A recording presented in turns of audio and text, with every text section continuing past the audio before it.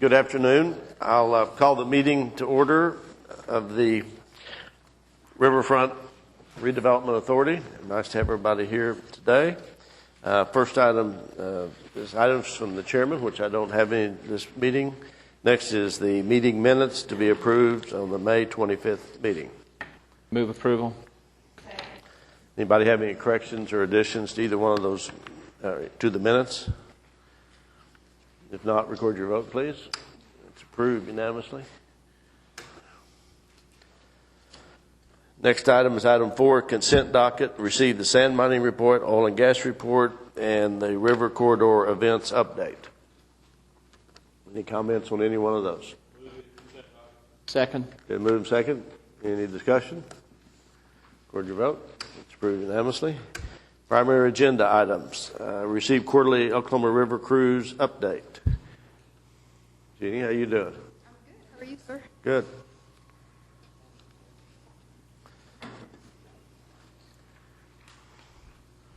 Looks like it's on our little TVs here.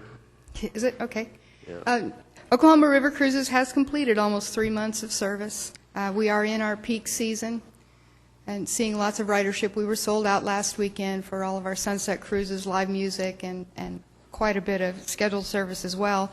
And I wanted to just highlight a few things that we're doing to help promote the service.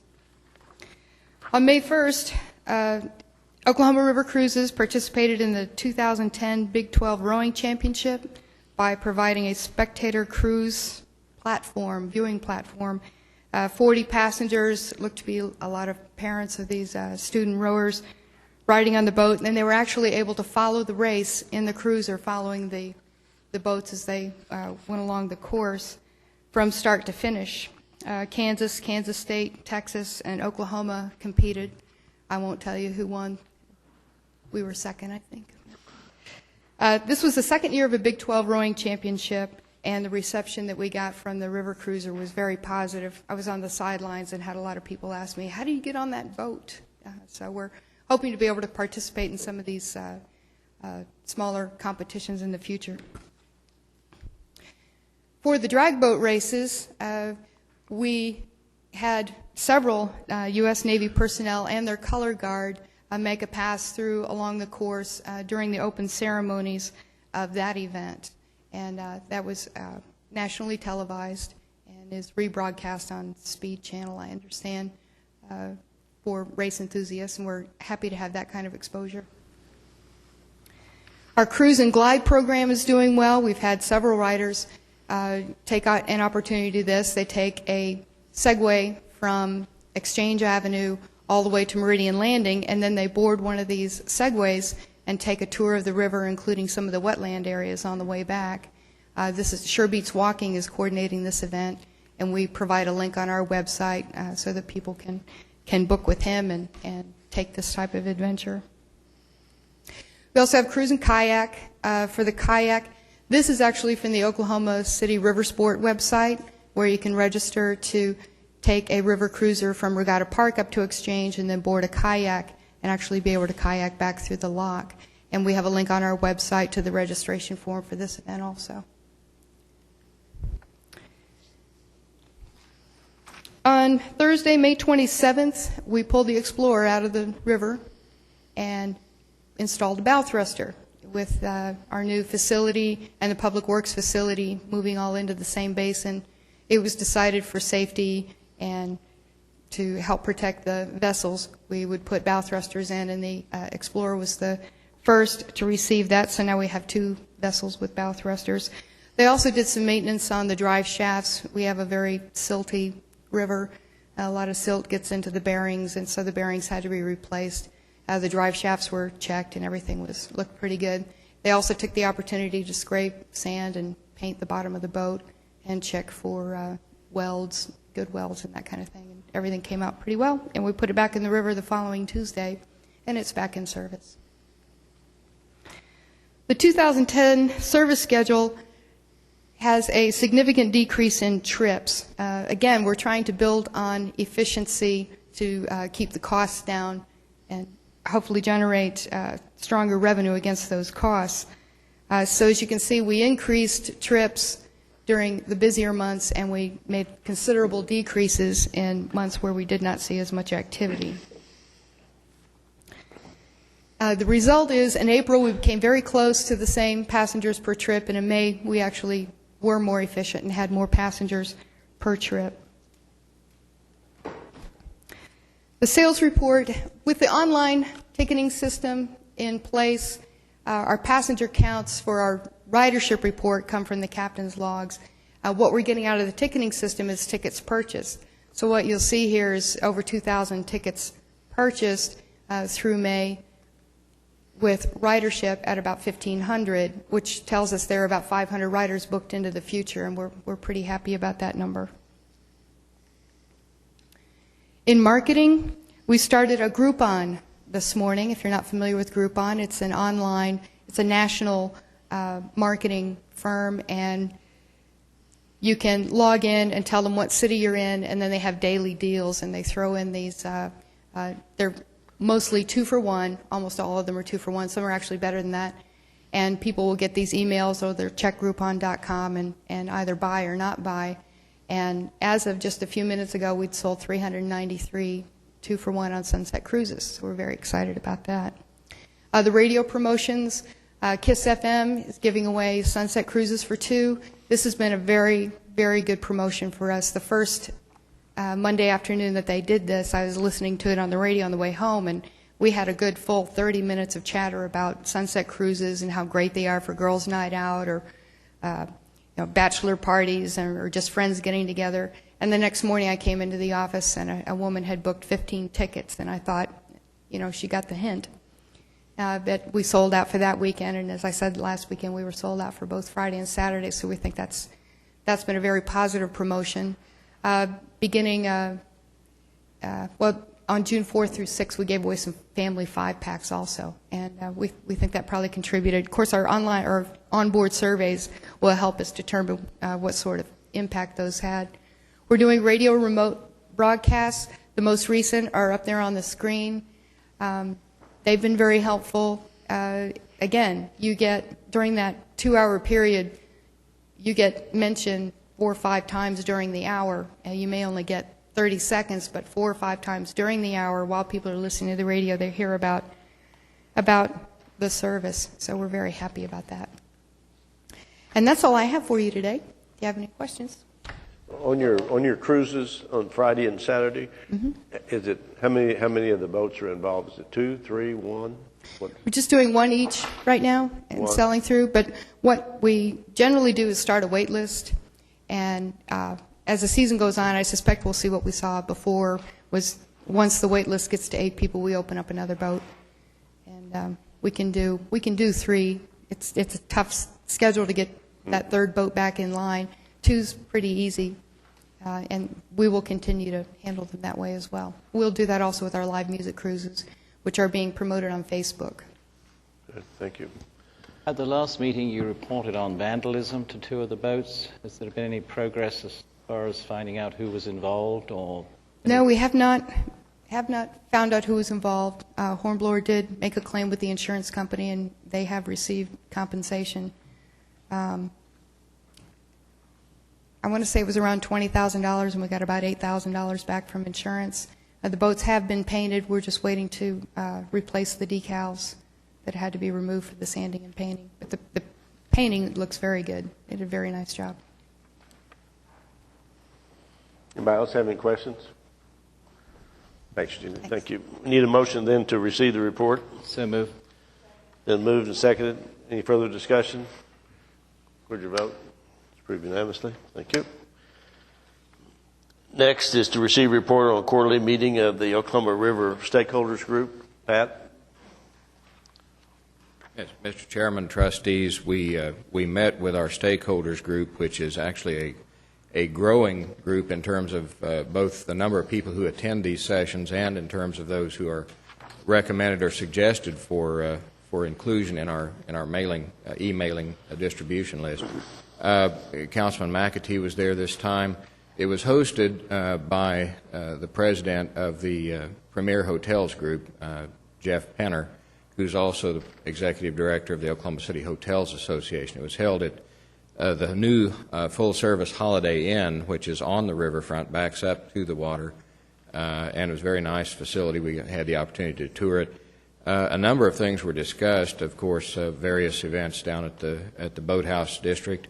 Visited a little bit about the situation funding-wise at the American Indian Cultural Center project and the needs there, and then talked a little bit about the interest in a stockyards-based boat dock, and there was an offer made by one of the representatives of that group, Barney Brown, that if a federal grant were secured by COTPA to help facilitate that he thought that there was a group within the stockyards area that might be willing to provide a portion of the matching funds. So I think there were a number of pretty good things that came out of that meeting, including, of course, the usual goal, which is to make sure that all of the various stakeholders along the river corridor are made fully aware of the activities that are there and the things that are going on. Mike McAuliffe made a great presentation on his boat race project that was coming up that weekend. In fact, there were people already gathering at the Holiday Inn, which was the hotel that was headquarters for a lot of the boat drivers and so forth. So very good meeting. We have the next one scheduled for September, and we were planning at this point to hold it on board one of the river cruisers. So if there are any questions, be happy to address them. Otherwise, would request that the report be received as submitted. Okay. Larry, you have any update on that? Need a motion then to receive? Been moved and seconded. Any other questions? Record your vote. It's approved unanimously. Thank you. You might stick, I think these next two, maybe you can have some discussion about them. The next item is to receive the report on Regatta Park access and maintenance of signage during the I-40 relocation. Mr. Chairman, you'll see in your packet a report that was prepared by Mr. Dennis Clowers, Public Works Director for the city. He was in direct contact with the Benham Engineering Group, which is the engineer for this particular section of the highway as well as for the flyover itself. And it's confirmed that there is a plan to keep that connection open. During construction, there may be some minimal time where it's down, but only long enough to switch over from one access point to another, but not to have it for any length of time, and also to maintain all of the proper traffic signage in place to facilitate pedestrian as well as vehicular access. So we feel much better about that situation. Mr. Clowers did a great job of hammering out the issues and bringing us a good report. If there are questions remain, be happy to address them. I think Mr. Couch is aware of some of the details as well. So otherwise would request that this report be received as submitted. Question, Pat. The short of it is we should read this to say that the flyover is going to be completed before the I-40 needs to be finished to cut off the current detour. Is that correct? The sequence of the construction I'm not clear on. But what was made clear is that at no time other than maybe for a matter of a day or two would there be a serious disruption in vehicular access. And they will make us aware of that if and when it happens. The answer to that is yes, Councilman. That package is supposed to go out to bid. I'm not sure if it's July or August, but within the next 60 days, that project is supposed to go out to bid, the Lincoln Byers connection, and will be completed prior to the interstate opening. That's a big improvement then. That'll make it, a lot better. Yeah. Yes, sir. Yeah, appreciate Dennis's work, and city manager and whoever else was involved. That was good. Okay. Need a motion then to receive that report? So moved. Been moved and second. Discussion. Anything further? Record your vote. It's approved unanimously. Next is approve Amendment 2 to change order number 3 for project MP 0377, which is the Oklahoma River shoreline improvement at the Boathouse District, accepting the project and place maintenance bond into effect. Mr. Chairman, if there are questions, Robbie Williams with the Triad Design Group is here and could answer detailed questions. Otherwise, it was inspected, signed off by staff, and we'll be going through the approval and acceptance Anybody have any process. questions on that? Need a motion then? So moved. It's been moved and seconded. Record your vote. It's approved unanimously. Thank you. Item E is to concur with the City of Oklahoma City in approving a cooperative agreement with Oklahoma City Boathouse Foundation for the installation, maintenance, operation, and repair of decorative lights and light poles in the Boathouse District of Regatta Park, Southeast 6, between Lincoln and Phillips Avenue. Mr. Chairman and trustees, this is a cooperative agreement that will allow for the design of the light fixtures along 6th Street to be consistent with the design proposed by Rand Elliott, who is the master designer for all of the Boathouse Foundation facilities.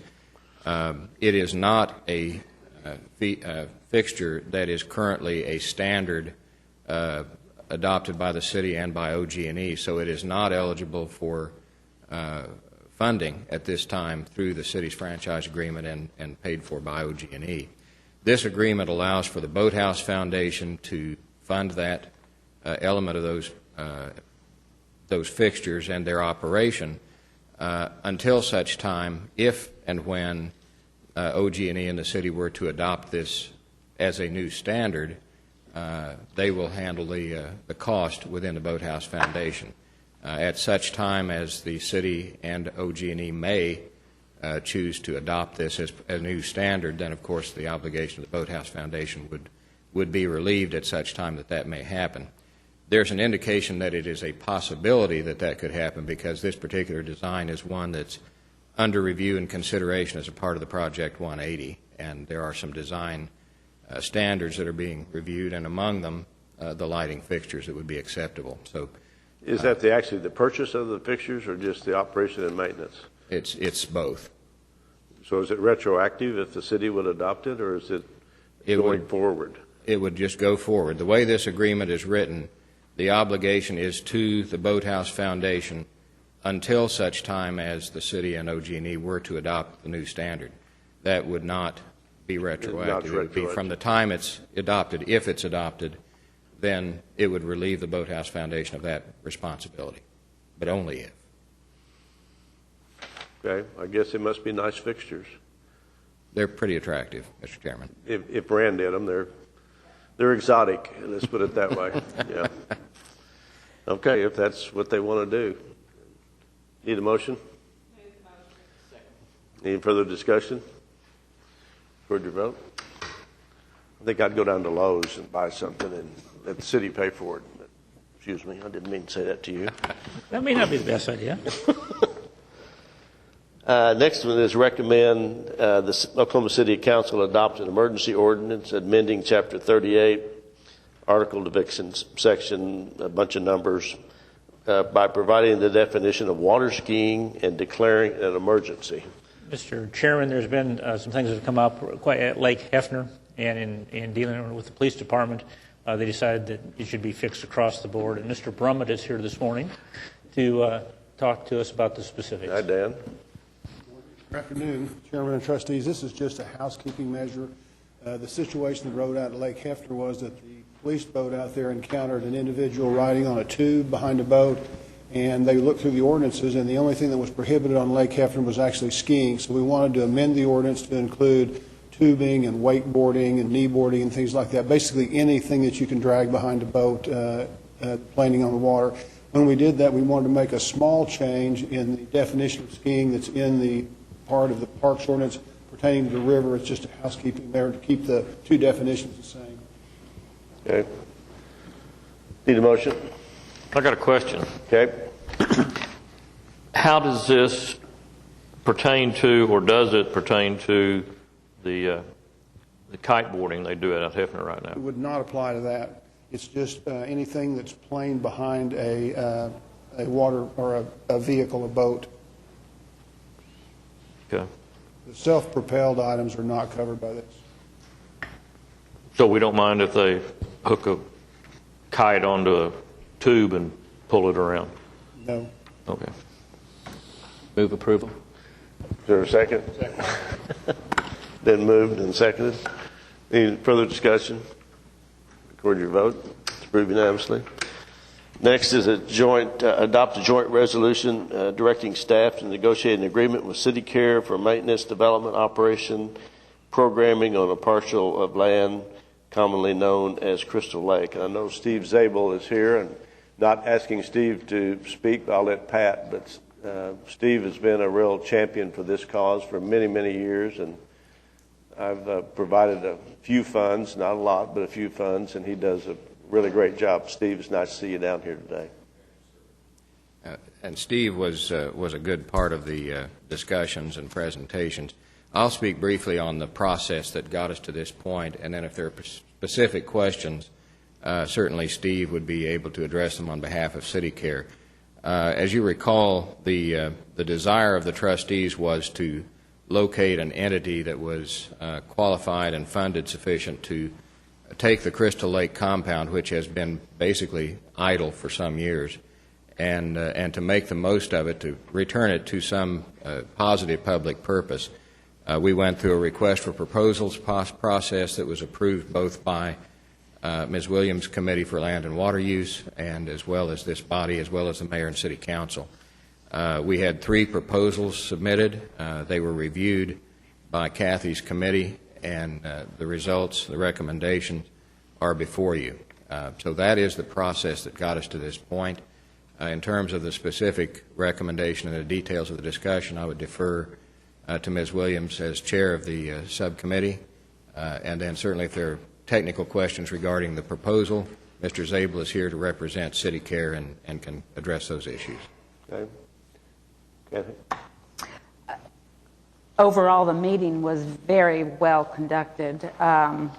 We listened to all 3 proposals and CityCare's ideas, projects, their budget. All of the strategic planning was very well done. We were highly impressed with what they want to do out there at Crystal Lake. It was unanimous that CityCare take over the Crystal Lake project. Can you give us a short synopsis of kind of what they want to do and what the... Yes, I certainly can.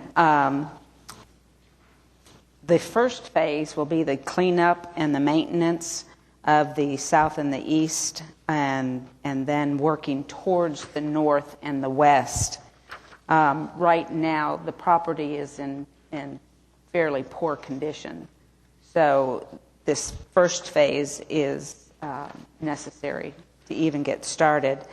And the plan will be that they will provide opportunities for the low-income children and children that have never had an opportunity maybe just to go fishing.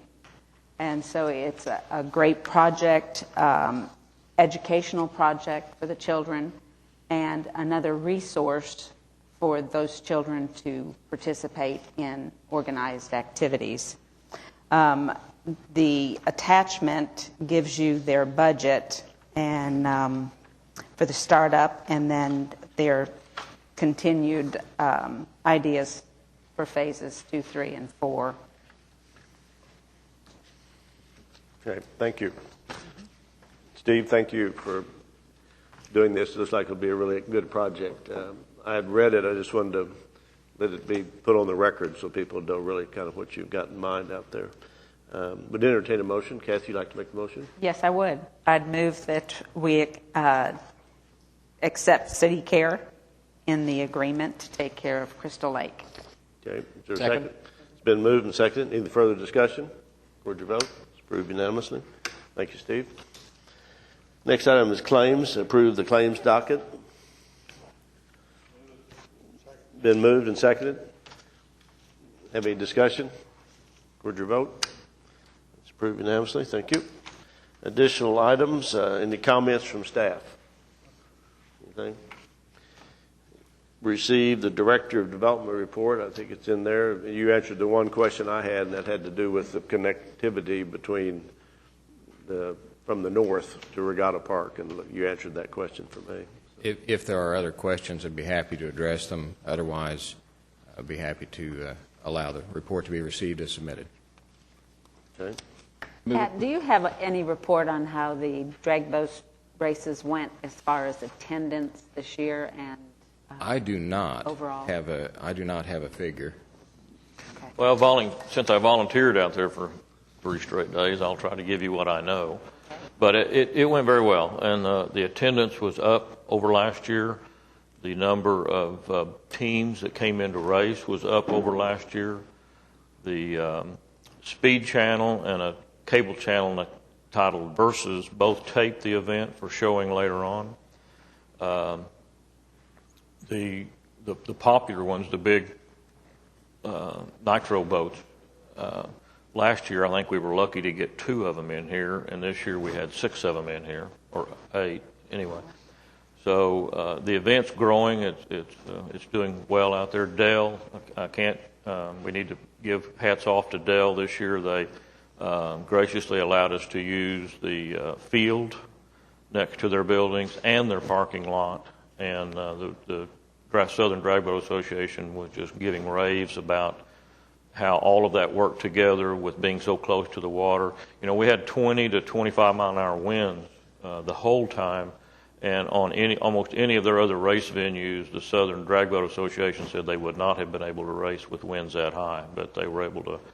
It never did delay the races down on the river at all. So overall, I think it was a success. I know that the association, throughout their whole PA system for all 3 days, was saying how this was a great event, and they look forward to it getting bigger every year and coming back and so forth. So it was a success.